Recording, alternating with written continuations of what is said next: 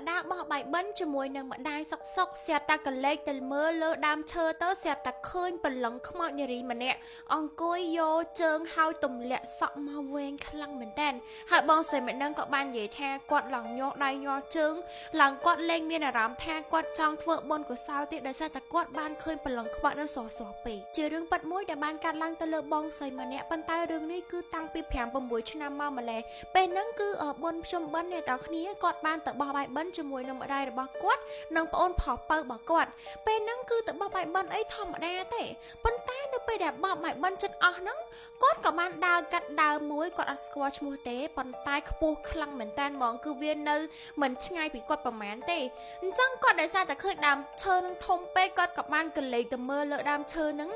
រឿងនៅស្នាមណ្ឌលគឺគាត់បានឃើញបលឹងខ្មោចទេអ្នកនរគ្នា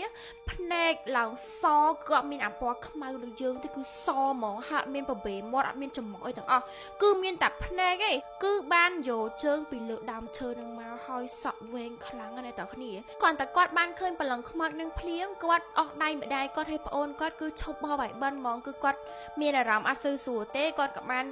នាំម្ដាយគាត់នឹងទៅអង្គុយកន្លែងបងមួយហើយម៉ាក់គាត់ឆ្ងល់ខ្លាំងមែនតើសុកក៏បបួលគាត់ឈប់បោះអីអញ្ចឹងទាំងតែគេបោះចិត្តអស់ចិត្តដល់វគ្គបញ្ចប់ហើយប៉ុន្តែកូនស្រីរបស់គាត់នឹងគឺបានអស់ដៃម៉ាក់គាត់ទៅហ្មងហើយគាត់បានសម្រួលអារម្មណ៍ហើយគាត់បានប្រាប់ម៉ាក់គាត់ថា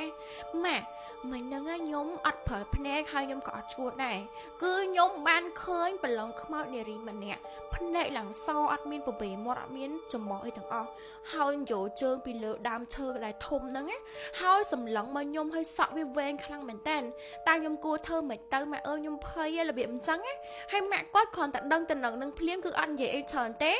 គឺយកកូនគាត់ហ្នឹងទៅកន្លែងក្នុងវត្តហ្នឹងអ្នកតាគ្នាមានព្រះអីចឹងទៅឲ្យស្វាយបង្គំព្រះឲ្យអុជធូបបីទសៃហើយបន់ព្រះអញ្ចឹងណាថាខ្ញុំបានធ្វើអីទេខ្ញុំត្រូវបានខ្មោចលោកអញ្ចឹងទៅបន្ទាប់ពីកូនគាត់សម្រួលអារម្មណ៍ហើយគាត់ក៏បានយកកូនគាត់ទៅផ្ទះបន្ទាប់ពីបងស្រីនឹងបានទៅផ្ទះហើយគាត់បានសម្រួលអារម្មណ៍ហើយម៉ាក់គាត់បានយកទឹកក្តៅអ៊ុនឲ្យញ៉ាំអញ្ចឹងណាដើម្បីឲ្យត្រជាក់ចិត្តហើយគាត់ក៏លែងមានអារម្មណ៍អីទៀតដែរនេះគឺជារឿងមួយដែលខ្ញុំស្ដាប់ទៅគឺព្រឺសបល់ខ្លាំងមែនតើដោយសារតែបងស្រីហ្នឹង